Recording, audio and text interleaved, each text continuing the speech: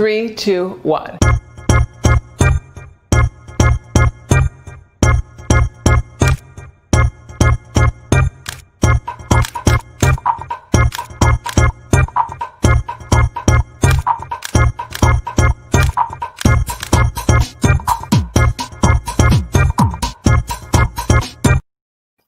Hi, I'm Cathy Hobbs. I own Cathy Hobbs Design Recipes, an interior design and home staging company based in New York City.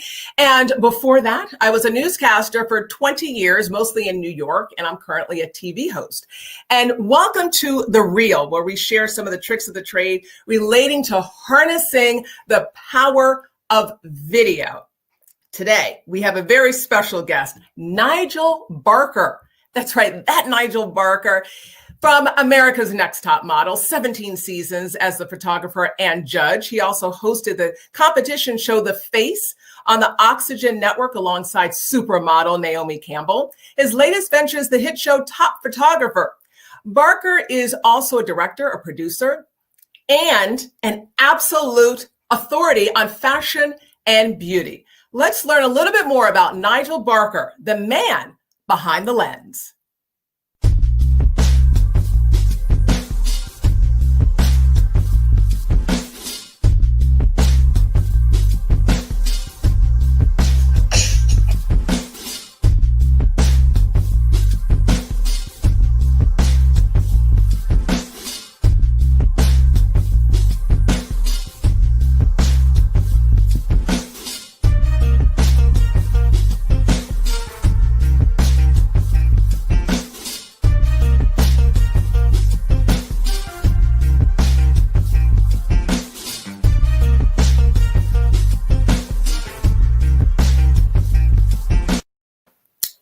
Nigel Barker, everybody. Hey, how's it going? I'm very well. How are you? I'm awesome. I'm so happy to have you here. I have to tell you, everybody at home, you got to get out your pens and your pads right now because this is going to be information-packed. Celebrity photographer, just a real authority. It's an honor. I want to first talk about America's Next Top Model. I have to start there. How did that even come about? And what was that experience like? You know, it came about in a kind of a very sort of surprising but ordinary way, really. I was a young photographer. It was the early 2000s. I was, really in the midst of becoming a fashion photographer. I'd had a few good, lucky breaks. I had photographed, a lot of great people, but I was really sort of at the beginning of my career. And as I mentioned, there've been one or two kind of special big editorials that had sort of skyrocketed my career early. And I got a call for an audition, and season 1 of Top Model had actually aired. So I'd seen it, as had many of the people in the fashion industry. We had laughed along with it, and we're like, oh, this is cool, this is new, this is different. And I got this call saying from actually Jay Manuel and a guy called Nole Marin, who was a stylist that I'd worked with. And of course, he then later became a judge as well. But they asked if I would just be a photographer for season 2, not for the whole season, but for one episode. And I did the audition, and it went well. And I didn't really know how well it had gone because I actually didn't hear back from them for about 6 weeks. So I thought I didn't even get it. And then I got this call back saying, you know what, we really like you. And in fact, would you consider being a permanent feature on the whole season, a photographer and a judge? And, actually, I almost didn't do it. I actually almost didn't do it because my career was going quite well in fashion. And a lot of people, including my agent at the time, recommended that it could be dangerous. The fashion industry doesn't like things like commercial sellout, primetime TV type of things. But, I could sense the world was changing. I could feel that it was time for a lot of the secrets of fashion to be revealed. And I was excited. And I thought, you know what, this is one way to get your name known around the country, around the world, other than, being lucky enough to be the photographer chosen to shoot the cover of Vogue. So it was like another way in, if you like. And there are very few people who sort of managed to make it to the top of fashion photography. So I took a risk, and clearly, with hindsight, it paid off very well, but one never knew that it was going to go past season 2, season 3, season 4. In fact, we did, season 25, and I left in season 18 to do The Face with Naomi Campbell. But my goodness, what a ride. I can't believe that it was on for that long. It doesn't seem like it, but it was such a staple. It's such a staple. I'm curious, that was really a tipping point for you. At that point, you became known globally, right? I mean, that was it. That was your big break. It was officially my big break. I mean, it was a completely sort of funny, because I look back, in fact, during quarantine, I watched some of the episodes, including my first episode, because you know what, my kids didn't grow up with daddy necessarily being on Top Model, because my daughter's only 11. I stopped in 2013. So she was too little to really have watched it. And also, you know, not that it's mature themes, but it's modeling, it's fashion, and it's reality television. So we sat down, me and my 11-year-old daughter, and we kind of binge watched Top Model. And it was so funny to see how green I was at the beginning, and how I learned and changed and adapted. And you know how it is. You see yourself and you realize, oh, I should sit up straight. Oh, I should do this. Oh, I should do that. Oh, I need to behave differently. Or I need to have focus on the camera. And although I was a photographer and I had modeled as a young man, this was different. This is video, right? This is a completely different thing. And because it doesn't miss a trick. You're always on, even when you're in the background. You know what I mean? You're still being filmed. So I remember when Tyra would stand up at the front and she would be delivering the verdict, and I was sitting behind at the desk, but I was here on her shoulder, right? So occasionally I'd be like, and all of a sudden I would realize I was watching. I'm like, oh my God, it looks like I'm asleep or something, and I wasn't. But the thing is even for production, there were such long hours.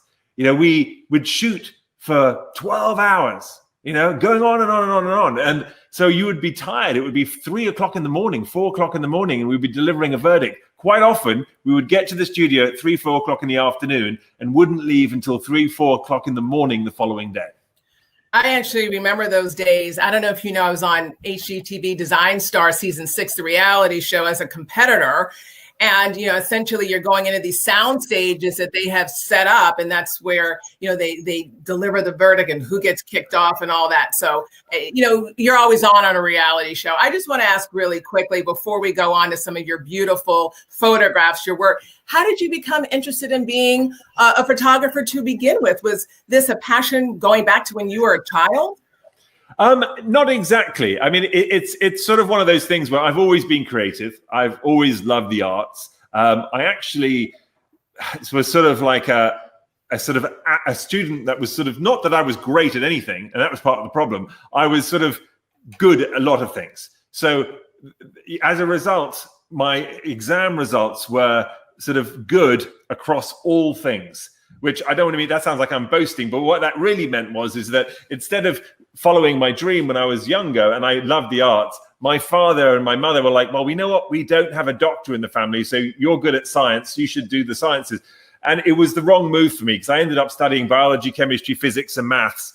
And of course, once I had that gap year between college and I was going to go to medical school, I did a bit of modeling and I got the sense of photography. And I'm like, you know what? I don't want to go back. And parents, beware what you allow your kids to do, because 1 year led to 2 years. And I kind of convinced my folks that if I was going to go to medical school, I should have a bit of money saved up.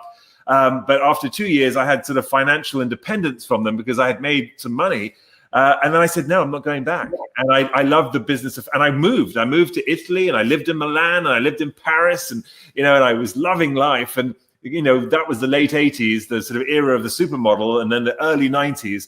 And then as things changed in the 90s, and for all of you that can remember, and for those of you who can't, and I've written a book about it, I'm sure Cathy's going to get to, there is, the 90s was heroin chic, was androgyny, was the era of Kate Moss. And I knew that, I'm 6'4", I'm sort of 220 pounds. I played rugby as a kid. I was a big guy. I was never going to be androgynous. Right? I was never going to be heroin chic, no matter what I did. But I had spent 6 years in the fashion industry. I'd made lots of friends, lots of connections, lots of contacts.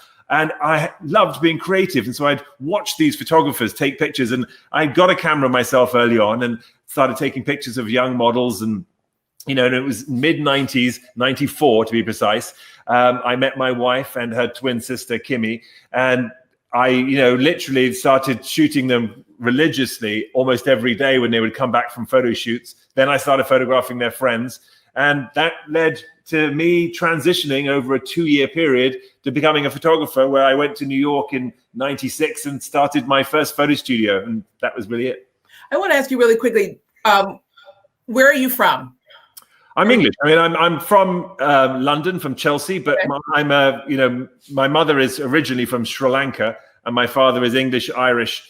So I'm sort of a combination of English, Irish, Sri Lankan, and a dash of Portuguese. Very interesting. You mentioned your wife and her twin. I know not only you, but I also know your wife as well, who is really your muse, along with her twin sister, for so many gorgeous photographs. We're going to take a look right now behind the scenes to see the making of some of this magic.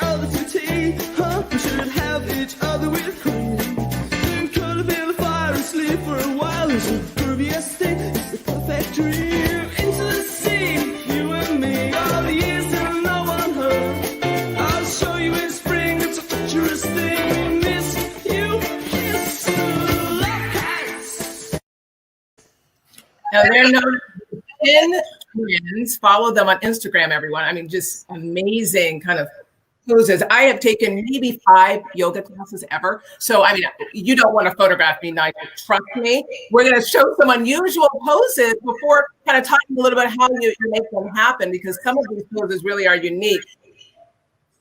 We've just pulled a couple of them to really show the breadth of what you're doing and really how intricate some of these looks and poses really are. And I know your wife. I have not met her sister, but they look so much alike. So it really is this beautiful blend of really two identical people. And you capture it so vividly. How did it come about for you to start this really catalog of these amazing photographs? I mean, literally, I remember like it was yesterday. It was sort of March 1994, and I met them at the same time and was just blown away. They both finish each other's sentences. They're very, very close, and to this day, they speak multiple times a day. And they were just so extraordinarily intriguing. And what the most sort of the most extraordinary trait really is their grace and their modesty, despite the fact that they are physically beautiful and obviously incredibly sort of sporty and physical and got are able to do these extraordinary poses and what have you, but they do it very naturally. It's not and that's one of those wonderful things. And I think that what's made it so magical is that I think any photographer or artist in general dreams of having a muse, and certainly to have more than one is something rather extraordinary, even though they're almost joined at the hip. But there's an element here where the reason why a muse is so amazing is because it allows the creator or the artist, the designer, to create around them, and everything that they do makes you better and it inspires you to do something else. And when I think of things I'd like to shoot and do, it always involves them. It's what would I do with them now? And how would I do that? And it's sort of, and I think that's how we've always worked together. And the chemistry that you build up after 25 plus years of photographing the same people, you know each other intricately, intimately. You know how one's feeling. You know when they've done enough. You know when you can't push them anymore. You know, and so there's no time wasted and all that kind of thing. And it's a sort of this extraordinary, beautiful process, right? So that's really what happened. I, as I mentioned, I fell in love, and I chased her all around the world. So she moved to Paris, I moved to Paris. The reason why I went to New York is because I was just chasing them around the world. And but we've been married now 21 years, and she's been on America's Next Top Model, and she helped me with all kinds of things. In fact, she herself, Chrissy, my wife, changed to becoming a makeup artist for about 7-8 years, and was also my groomer on Top Model. So we traveled the world together before we had kids, which was amazing.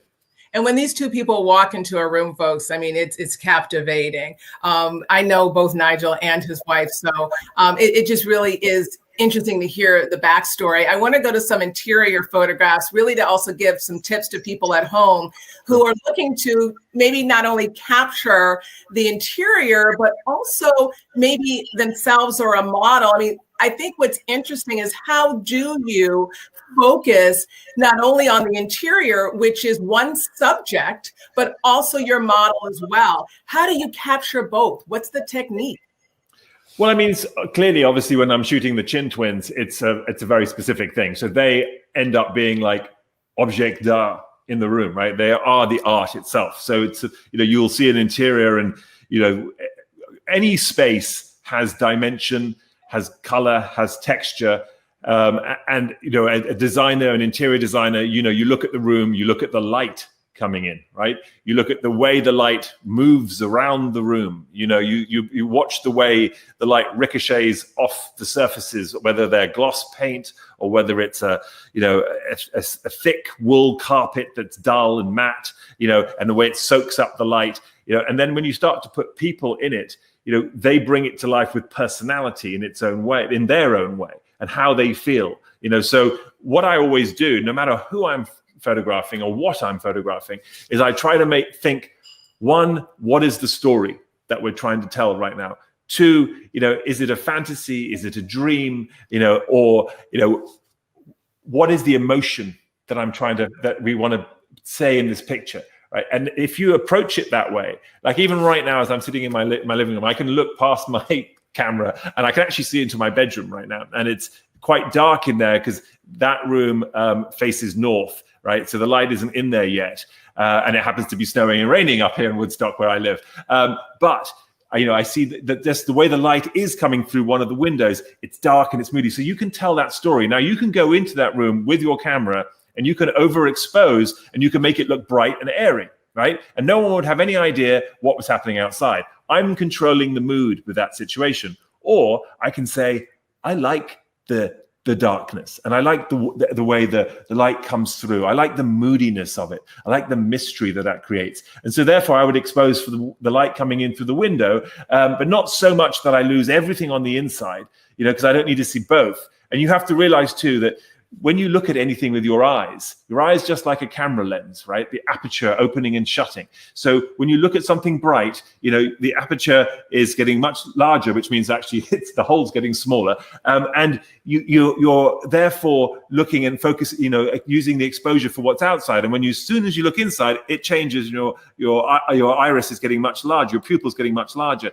right? But what you're trying to do then is you're going to balance that in the camera. You're going to do a bit of both. And then you can control the mood. So that's a large part of it, is controlling the mood, telling the story, using the light, understanding the textures and the colors and the dimension, and adding the personality of the person.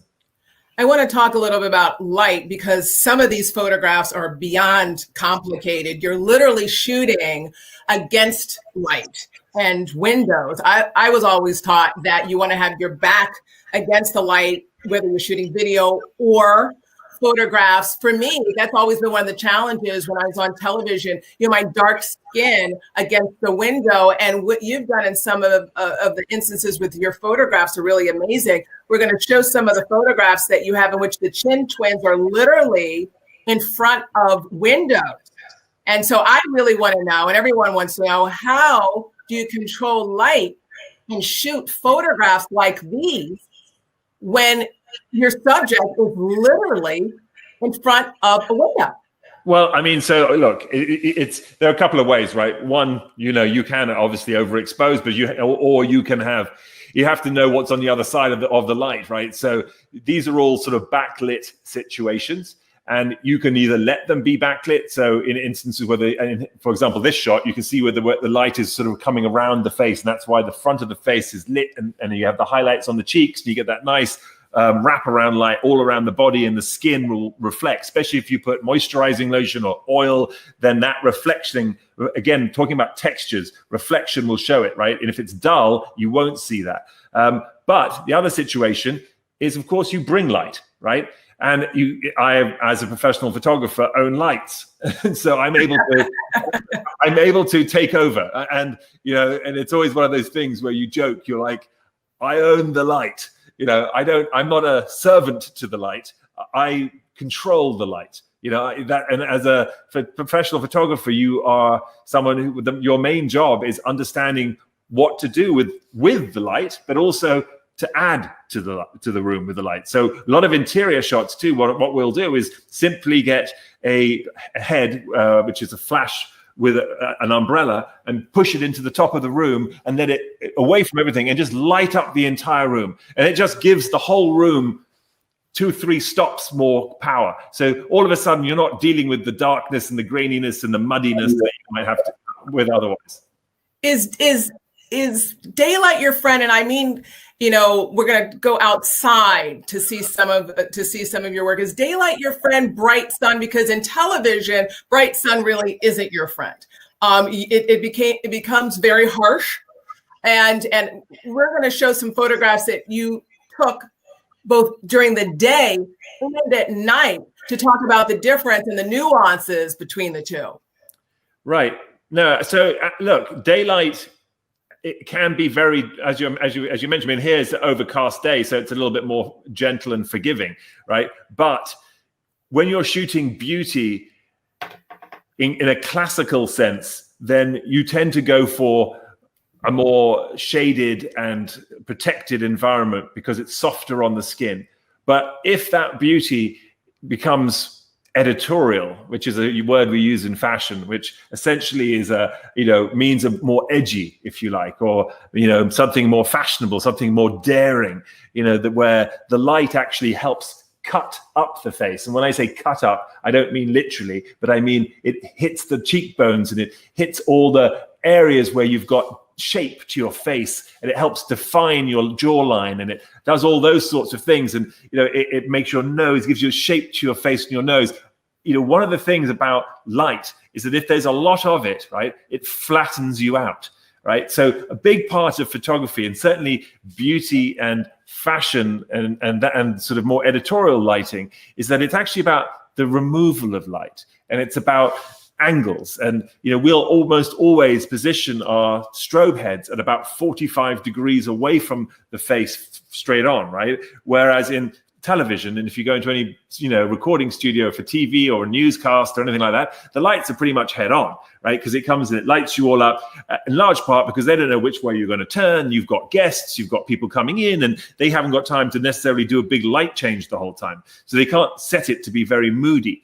And most they're going to give you a backlight so your hair is lit and all the rest of it. And and I obviously worked on America's Next Top Model for years, and we have Tyra, we have Miss J, we had Andre Leon Talley, and myself, and we're all different shades of brown. And then we would have guests like or people like Twiggy, who was very pale, and then some of our guests would be very white. So the lighting was a really tricky thing to do, to get right, because we were all different colors, right? So we would have our own little bits of ND to darken the light or lighten the light, or even some people had their own additional. I was going to ask you, did some people have their own individual light? Oh yeah, absolutely. Well, and Tyra would always say to me, before we got going on anything, Nigel, how's my light? And it was a thing. It was like, and I think it was much to the irritation sometimes of our gaffs and our grips who were there to professionally light her, because she didn't fully trust them because they came from television. And she was like, no, Nigel's a fashion photographer. I want his eye on whether I look okay. And so I would look at them and almost sort of apologetically saying, I'm sorry. And occasionally, actually, she was 100% right, as in it wasn't right. And we had to fix it. We had to tweak it. But I had to learn. Later, they learned that I didn't mean harm by it. But at the beginning, it was always, if we had a new person, I had to, because this is a union job you're on television and these guys are looking at you going like, you're going to tell me how to do this? Right, and don't touch anything, right? Because they're, let's get to some tricks of the trade, and really some of your tips, your practical how-tos. A DSLR versus a cell phone. What should you be using if someone wants to capture their own interior? Can they do it with a cell phone? Look, it all depends on what you're doing with the picture. So, in large part, and my phone isn't on me right now, but the reality is that a camera is a camera.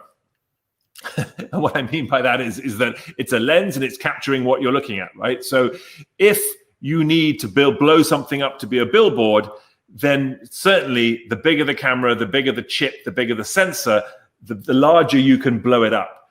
Now, that doesn't change the way you look at it, doesn't change the way you frame up, right?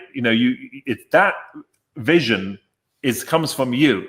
Now, obviously, cameras have lenses, and the different lenses are useful in different situations. And the more expensive the lens, the more expensive the camera. The chances are the less distortion you will have, for example, on a wide-angle lens. And oftentimes, when you're shooting interiors, you're stuck in a room, you want to photograph it, and you don't get enough of it on a traditional lens. And when you go wide-angle, it starts to curve, and you start to get that kind of, rounded edges. Would you recommend a wide-angle lens? I was going to ask you that. Or would you it really depends on the camera and what you're shooting, but any of the top end wide-angle lenses, for a Canon or for a Nikon or for a Sony camera, 16 millimeters is about as wide as you could possibly go.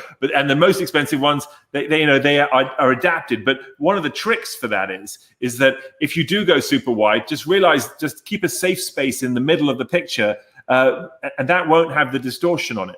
So oftentimes, like, you're trying to get certain things in, and you realize that the edge of the picture is kind of wonky. And look, even today, there are even apps that help correct these issues. So there are certain things that you can do where you can sort of play with the edges after the fact, and I've done that multiple times. I mean, traditional photography, you'd use a camera with bellows where you can actually morph the shape of the room with the bellows, and that helps you take a sort of a wide-angle shot in a room and keep all the lines straight. Because in architecture and design, you have all this symmetry, and the symmetry is thrown. Now, it's very, very obvious when you're shooting a building, because we all know that a building goes up and walls are straight, right? But on a face or on a plant or on, a landscape, it's hard to tell that a mountain is slightly wonky, or that, somebody's body is doing some kind of unusual shape, because you can get someone to bend and to curve and to dance, and it all kind of works and flows, and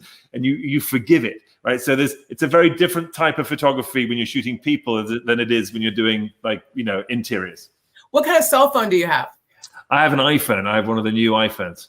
I've enjoyed them for years, and I've actually lectured in various, Apple stores all over the country. I actually helped open a couple of them, including the flagship one in DC. And I'm a big admirer of photography through any medium, but certainly cell phones. One of the things I love about them is that, when I started photography, you have to understand, it was 30 odd years ago. I actually started when I was at high school, and my biology teacher taught me how to print. We shot with film, and it was really a hobby for most people. And certainly there were no degrees, there were no even courses in photography. You'd have to apprentice someone, and you learn from someone like your biology teacher or whoever would teach you, another photographer if you were, able to assist them, or intern. Now, of course, there's college degrees in photography, and everyone who works for me as one of my assistants are far more qualified to do photography than I ever am or was, right? So, but That being said, it's the eye, right? So the eye you can't teach, the technique you can. And you know, I'm always sort of saying one of the great things that these cell phones have done is armed over 1 billion people all over the world with their first camera. And it's like giving people a pencil for the first time. Had you never given a child a pencil, you would never have known whether they could draw or write or be an author or be a painter or a drawer. And so, you know, it's not to say that they become a great author or a great artist, but it's give them the opportunity. And so with photography, you know, people are seeing for the first time, you know what, I can see things, I can take pictures, and maybe they'll migrate to being a professional and buy a camera, you know, or they just have fun with it. But either way, there's an appreciation, and we're seeing some fabulous photographers like we've never seen before. I agree with that. My 10-year-old daughter, she loves to take photographs, and they're actually, you know, beautiful. And I want to talk to you about, you know, apps. You touched upon that just a moment. I'd like to know, what are some of your favorite apps? I have lots, actually. I mean, there's certainly one for photography that I use called Camera Plus, which is a very simple one. And it's just it's just an extension of what you get with a regular iPhone as far as how you shoot it. And the reason why I like it is because it renders the camera manual. So whereas most of the time when you shoot with a cell phone, it is, you know, automatic, and you can kind of just tap the screen and take your exposure. With Camera Plus, all of a sudden you're adjusting everything. So the speed and the aperture and all of those things on an iPhone. So it just changes it. So you literally have full control. So like I was talking about going into my bedroom and photographing the light coming through the window and the darkness, you can do that on a cell phone, right? You don't have to be on a DSLR or whatever. But there are, you know, some pixel loop and video loop. And there's a whole suite of apps that they have, which control video and control still imagery, are a lot of fun if you want to get, you know, really creative. You know, there are these, they have a whole suite, and as I mentioned, you're able to animate aspects of the picture and, you know, change the sky and, you know, and be very specific. Even on video, you can block it has really great sort of facial recognition technology to be able to block you and track you as you move through a picture, and then change the background and the sky to be a whole different thing as you walk through it and stuff like that. Look at these. I didn't know any of these apps, you know, so I'm glad that you mentioned them, and they sound really interesting. And I do like to take photographs and video with my cell phone because it's right there. What is the best time of day to shoot? And the reason why I ask, because I've heard a lot of different things. I've heard, you know, noon.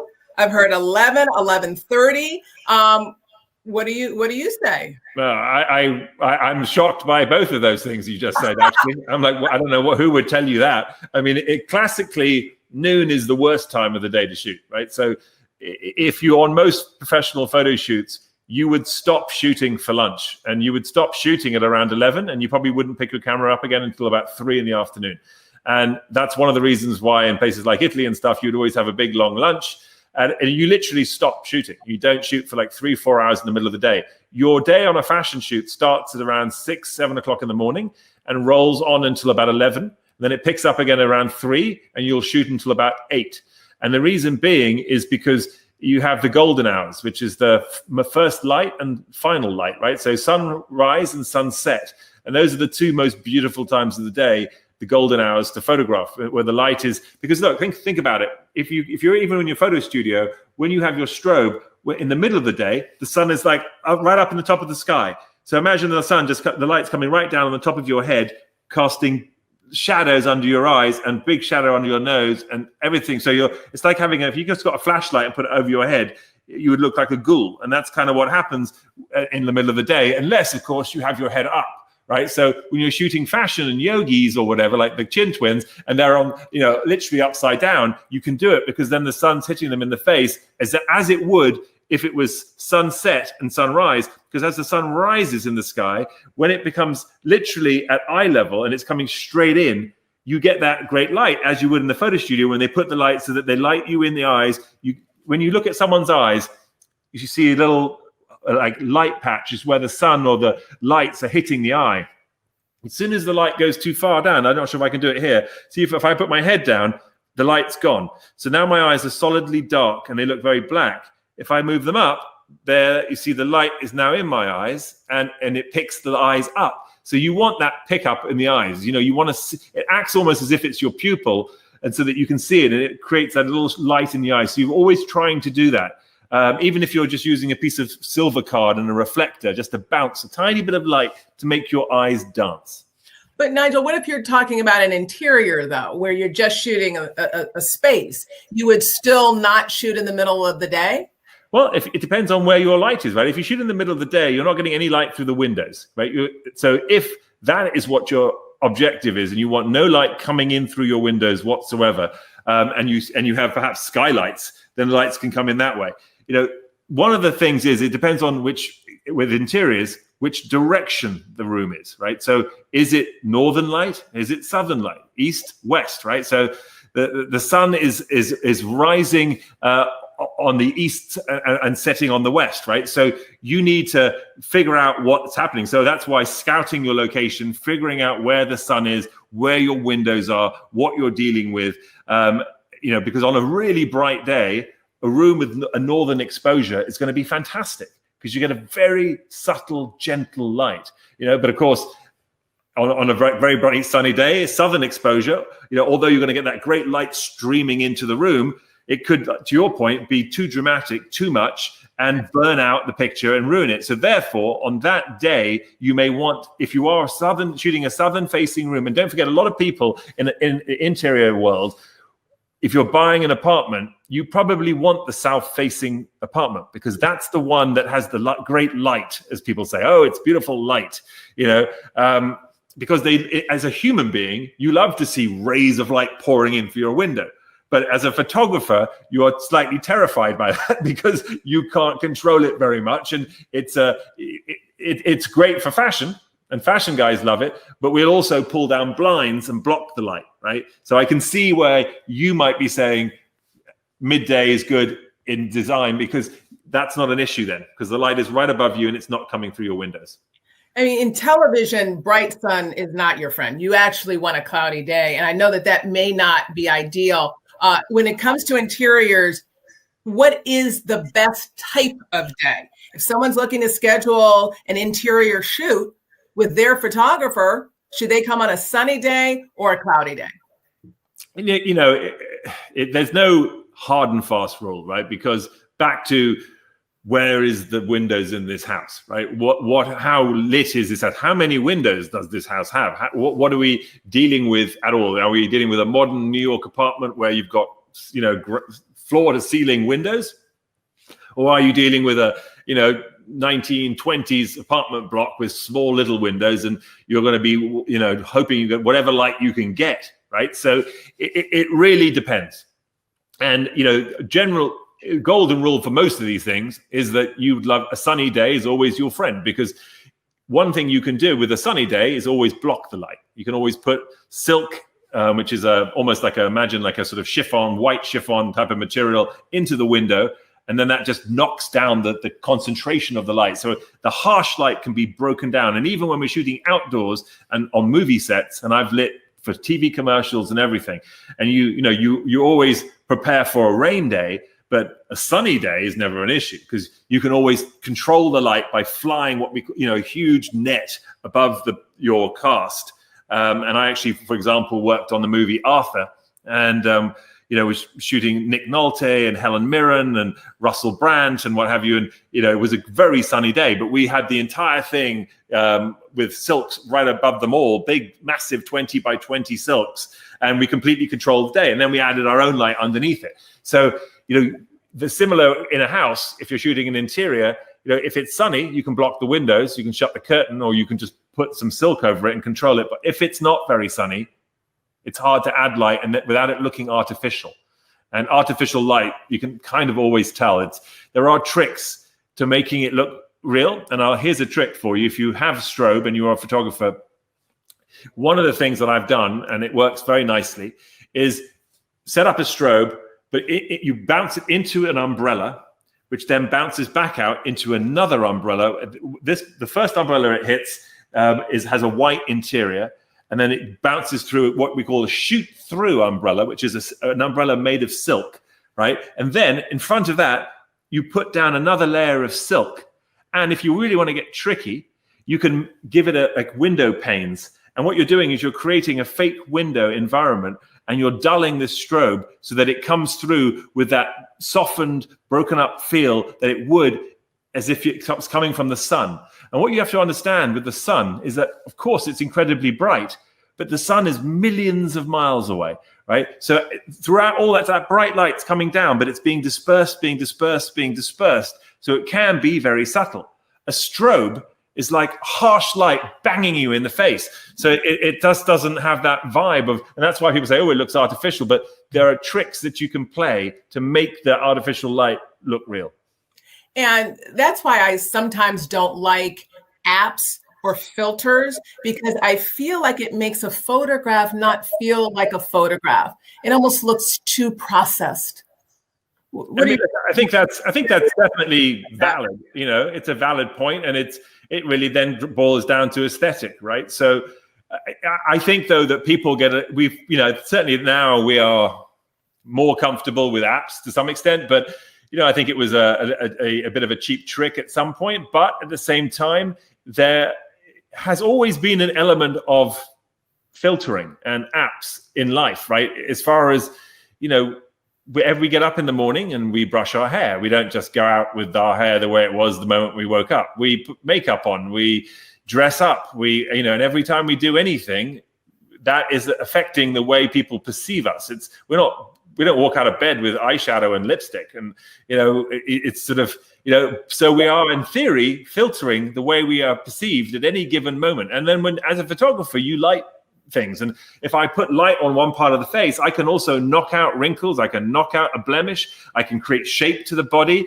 That is not necessarily how everyone is seeing you right here, right now, but I can do that with my lighting. And so is that not a form of filtering using light and adapting and understanding? And so there is, and when you go to back in the day, you would take your picture, you would do all the tricks that you knew how to make someone look good, using low depth of field to blow the background out and focus on the eyes or whatever it might be. But then your printer, he would then dodge and burn using the printing techniques to bring out certain aspects of the face, overexpose the face so that it blows it out a little bit further, yet use little coins even that he would place on the thing to take off so that different parts of the picture would be underexposed, overexposed. So controlling it again and putting a sepia tone or making it a platinum print or a silver gelatin, and all these things have looks and feels, and then the type of paper it is it, does it create an effect in the look? So my point is that we've been doing this forever. We didn't call it what we call it today, but if you do it gently, you do it with a good eye, and you do it with an idea of tweaking and increasing, and with what you're doing and working with, then it's really no different in the long run. People can get their knickers in a twist over anything, and they can also overuse just about anything. So I always say everything in moderation, and just make it yours, own it.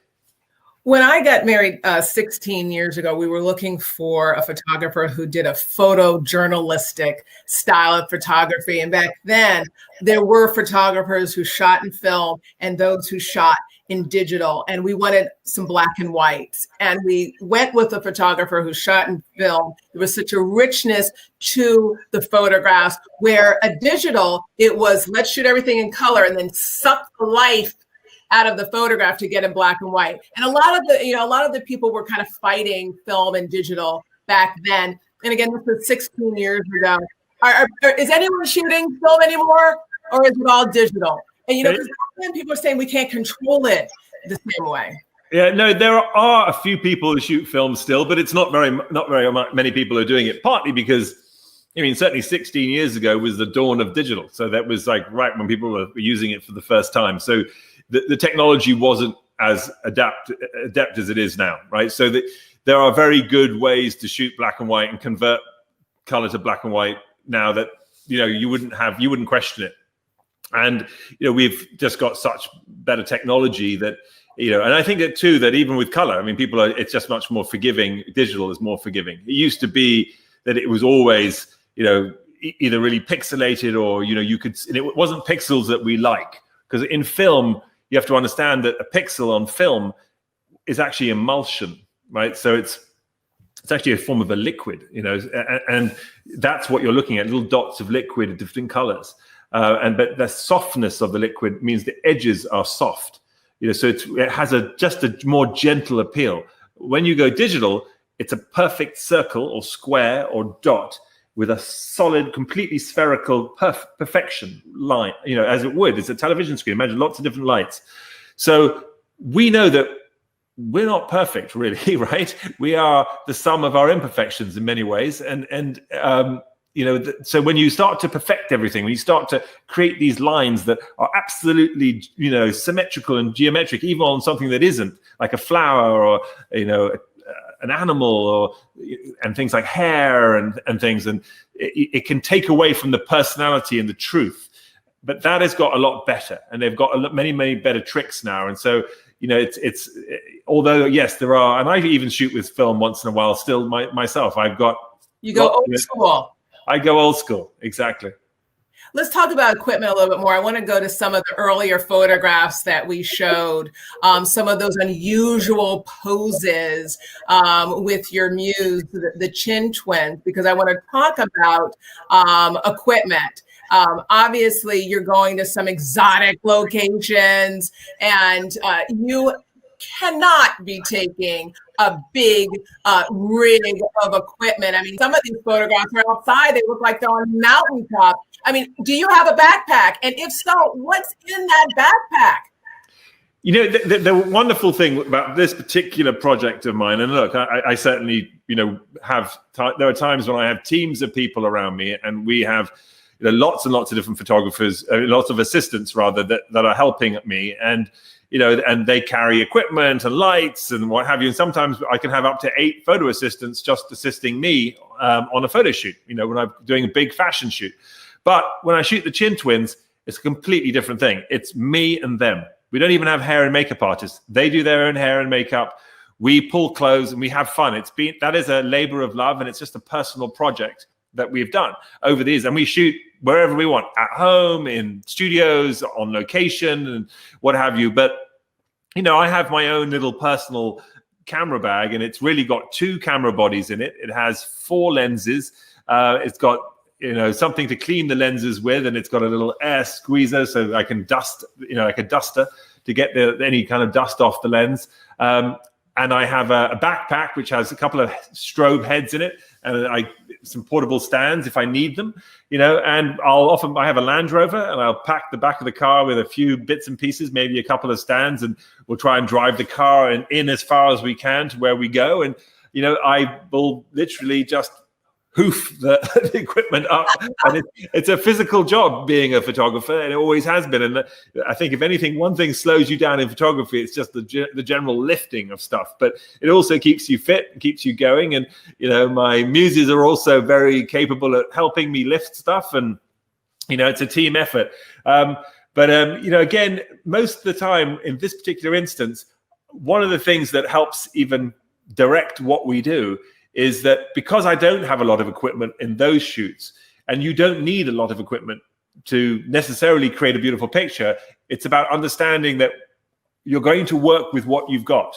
You're going to work with the light that's there today, the ambient, the situation. And that doesn't mean that you're stuck with it being gloomy if it's a gray day, or that it's, going to be too harsh because the sun is shining. It just helps you understand what you're going to do from a directional standpoint and what the story is going to be that you're going to tell. And then you start to, play with it. On a gloomy day, one of the things too you can do is make it even gloomier, if you like. So gloomy days, maybe it's because I'm from England and I'm used to shooting in storms and then in grey skies, but there is an emotion to it. And imagine someone like Ansel Adams, the great landscape photographer.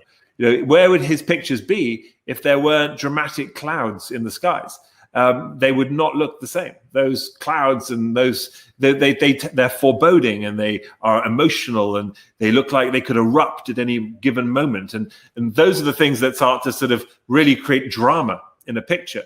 So, you think of it often ways in that way. Like if something is snowing, or if it's cold, or if it's wet. Now, in the world of making movies and TV commercials, I can't tell you how many times we've had to pay extra to have a water truck come in and soak the ground and wet everything. And we have it on standby. And as the models are on and off, or my actors are on and off, we'll go and wet everything again. And we have makeup artists spraying people in the face with water, because the water causes this great richness in color. It makes everything more saturated. And of course it reflects, so it's shiny and sparkly and gives it sort of almost sex appeal. So, yet when it's raining, normally you're like, oh, I can't go shooting, it's raining. And you're like, well, you know how much I would pay for it to rain, normally.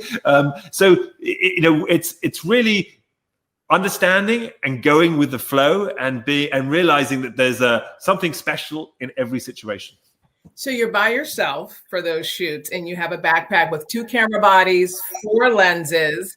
You said a portable tripod. And are you taking lights? I mean, I would think. Yeah, I can do both. I have both.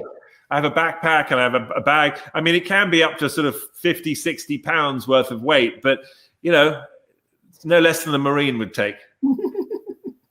And are you carrying lights or not? Yeah, I can do. I have one of my backpacks. So we call it heads. That's a light. Okay. And you have a battery, like a battery. All self-contained. Yeah, self-contained lights. They have battery that you snap on it. I use something called the ProPhoto B1 and B2 systems, and they're expensive. They're about $4,000 a light. Wow. Generally speaking, my camera equipment, if I'm looking to add it all up, it's about $100,000 that I could carry on me just in cameras. So yes, they're expensive, and there is a reason why you're a professional, and that's your investment. But that doesn't make me better, and it doesn't make me, it just enables me to do things in certain situations that so that I can control situations more. And again, it still boils down to your eye and your vision and the story you want to tell. And I sometimes, and quite often, don't use any of it, but it's there just in case. You've talked about so many of your experiences and your background. Let's talk about models of influence, your bestseller, your New York Times bestselling book. Tell me a little bit about it and how it came to be a book, and what it's about.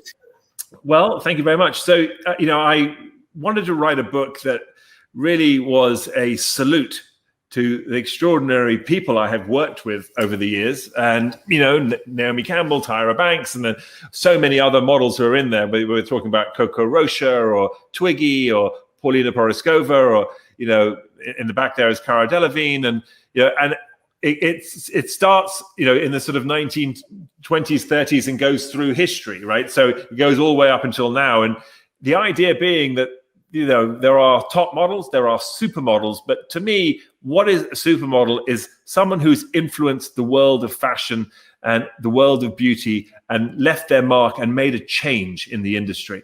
And that's what this book was about. It was about these change makers who, through whatever they did, however they did it, for example, someone like Twiggy, who became this extraordinary icon of the age of the 1960s, right after the 1950s, where, people and women specifically, there was a very specific idea of what was beauty. And it was partly because these were women who were recovering from the war, of the Second World War. And, they had lived on rations, and they couldn't get fashion, couldn't get clothes, and everything was a bit chaotic. So the 1950s came around, and it was all about sort of perfection, and women were expected to have hourglass shapes, and, their hair was just so, and, they were meant to be the sort of perfect housewife, if you like. And, it was a bit absurd to be, and women rebelled against it. And in the 60s, with Twiggy, she was like, what? I don't have to be what you want me to be. I can be myself. And it was really a sort of this women's right, sort of gender equality moment through fashion and beauty. And she was like, I'm going to cut my hair off. I'm going to be androgynous. I'm going to look pixie and be myself, and, and be, if you want, a tomboy. But, that was the thing is that this whole tomboy concept, it's like, I'm not a tomboy, I'm a girl.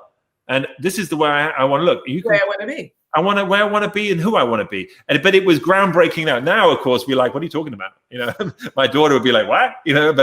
But I'm like, honey, but this is where it came from. So this was a book to talk about these moves that these women made from a fashion and beauty standpoint, which we often think of as frivolous and excessive or unnecessary. But I would argue to say that there isn't a single one of us, men or women, who doesn't make some sort of fashion beauty statement almost on a daily basis. Even when you get up and you decide to go to work and you put a suit on, what does that suit say about you? It means you mean business, right? It means that you're going to be formal. If you're going to wear a low-cut shirt or whatever you're going to do, what are you suggesting? Are you being flirtatious? Are you not? What does the color suggest? And there's evidence to prove that if you go to court and you wear a navy suit, that the jury's something like 50% more likely to think you're innocent than if you wore a black suit, purely because there's something about colors that reflect to people, how we think about certain situations and what we wear, and whether we think we're too cool or whether we think we're kind of laid back, or how certain shades and feels. And we oftentimes you'll hear people say, well, oh, that outfit, you can't wear that looks suggestive, or something like that. We're like, what do you mean? It's just clothes. So there are things and ways, what we wear and how we design ourselves. When I shaved my head for the first time, I remember people thinking I looked quite tough or aggressive or something, because all of a sudden I'd become a skinhead, right? So that was like, and I was like, what? Because I used to have long, flowy hair. But for me, it was sort of almost a monastic moment to kind of get rid of something that I would have to bother with and deal with. But it was very interesting how people read me, because it seemed like I was almost more intimidating as a tall man with a shaved head than if I had longer hair and it was more gentle and soft and perhaps approachable with a more sort of coiffed hairstyle. So we're constantly making these sorts of judgments. So that was, again, it played into the book, what people were doing, how they did it, every era, every decade. And I mentioned the 90s with heroin chic and androgyny, coming off the 80s, which was sort of excess, and the era of the supermodel. But every era has something that it was known for, and people that were known for it, and also how they changed the ideas of beauty. Plus, it has supermodels in there, for example, like Elle Macpherson and Cindy Crawford, who are incredible businesswomen, and struck deals for the very first time, revolutionizing women in business, in fashion and modeling, where they struck contracts and created their own collections and decided not to model for other people but to model for themselves, and that was big game-changing moments. Now celebrities and models endorse products all the time, but back then they would just get paid to do something. It'd be a one-off, and goodbye. It was models like Cindy Crawford who said, actually, I'll do this, but give me a cut, and we'll and don't pay me, I'll just make my money on the back end. And they were some of the original deal makers. So we talk about that in Models of Influence. We have about a minute left. We had so much to talk about. You've offered so many amazing tips. What are you doing now? Everyone wants to know. A lot of different things. I'm really into fitness and sport, as I mentioned earlier. I helped create and found the gym called the Dog Pound originally.